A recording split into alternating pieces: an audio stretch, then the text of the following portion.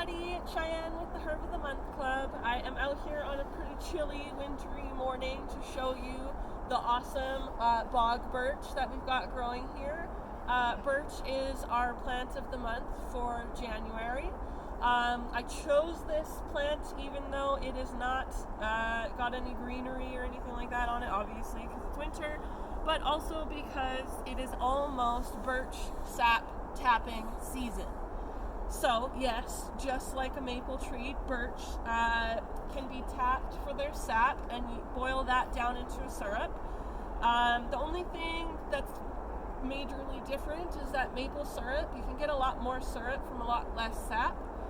With the birch syrup or birch tree, you had to use quite a bit of sap to boil it down and get any sort of substantial amount of syrup. So it is not the most economical. But certainly in survival situations, or you've got a few birch trees on your property you want to experiment with, or anything like that, it's a great thing to try. Now, one of the things about tapping birch trees is that birch wounds heal very slowly. This isn't a tree that is super good at healing. So what you need to do is actually take some resin or some pitch from another tree, like a nearby spruce, pine, fir, that kind of tree. And once you have finished your tapping on the tree, that's when you would use some of the pitch to seal the wound. So that would basically help the tree survive and wouldn't, let it be vulnerable to disease and infestations and things like that. One of the cool things about learning about tree sap like that is that actually you can drink it straight from the tree, so you don't have to boil it or do anything to it. It'll be quite clear, like water, once it comes out of the tree for the first time, and it is full of electrolytes and a little bit of sugar, and it's very hydrating, so it is actually a life-saving drink to know about, especially in areas where you don't have access to clean water, or you don't have the right equipment to boil your water, for example, and you are, dehydrated and really needing some thirst quenchers. This is the type of tree I would turn to. So a bog birch or a paper birch, many types of birch would do. Even maple, also, you can buy maple water at grocery stores and things like that, and it is literally the unprocessed sap from the tree. So yeah, there's lots of access to that these days, whether you need it or not. Now, one of the things I wanted to show you about birch is the leaves and the catkins. So on the leaves here, we have the serrated edging, which is quite common for birches, and the shape as well. So a lot of the shape is often kind of triangular to a little bit ovular, and they have the serrated edges, margin is what it's technically called.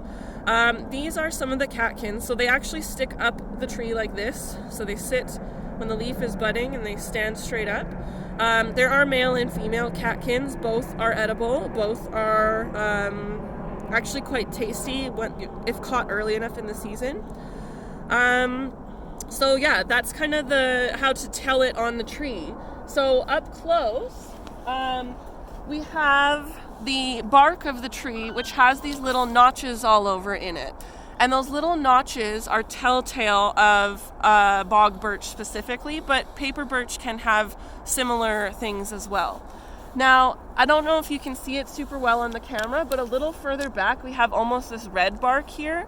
That is the young branch color. So it can go from red to sort of a burgundy gray to then even paper white if we're talking about paper birch. So that's the bark and how to tell in the winter. Now we also have the catkins and leaves still on the tree. It looks like these are the female catkins, the ones that are hanging down. Male catkins will stand up, erect, let that sink in a little bit, and the females hang down, and that's what they do. So these are the female catkins still on the tree from last year.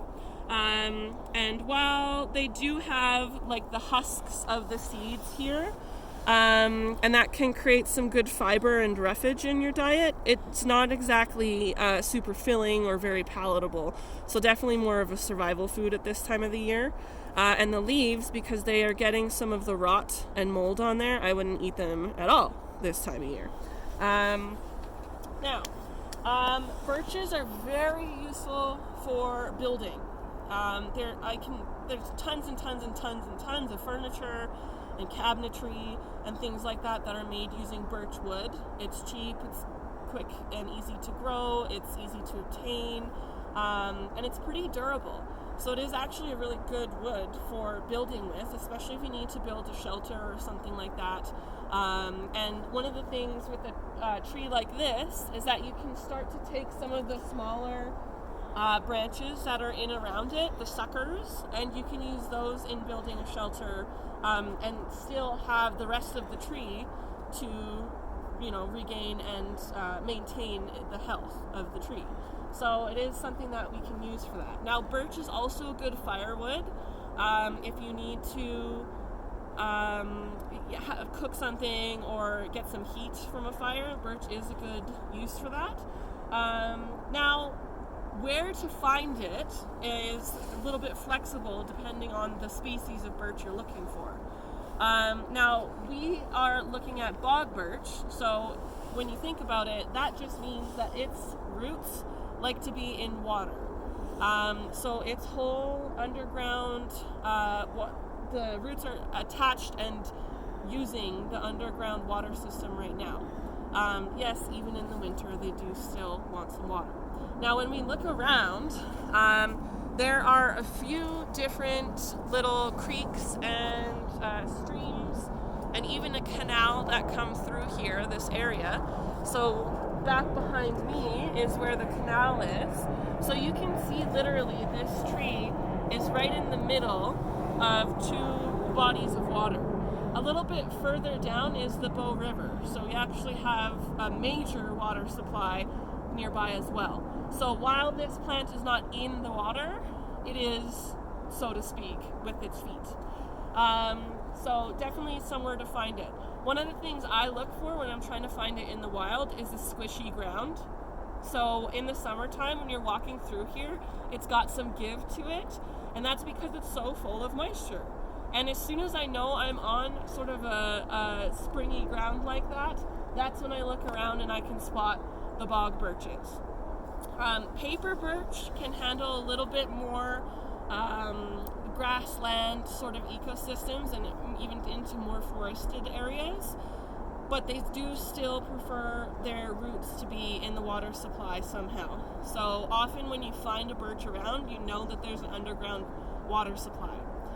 Now, that does not equate to landscaped birches.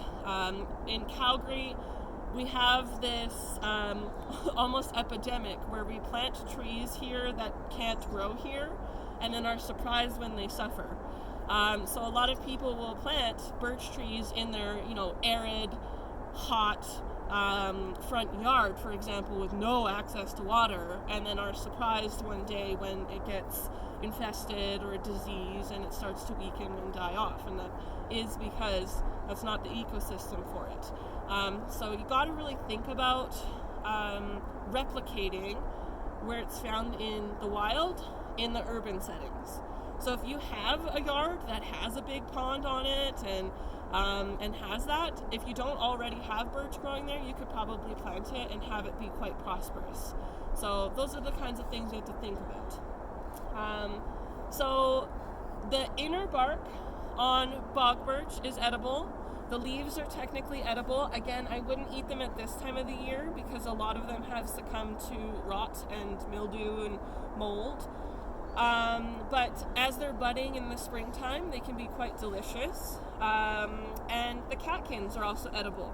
Now, like I said, the catkins can be eaten fresh when they're ripening in the early springtime, or they can be used at this time of the year as long as there's no mold on it as more of a roughage. So combined with like oatmeal, for example, would be pretty tasty.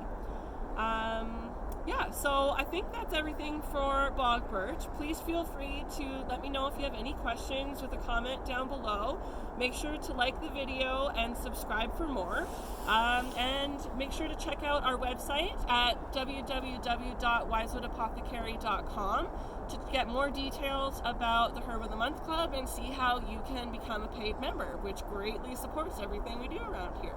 So have so much fun, get out there and explore!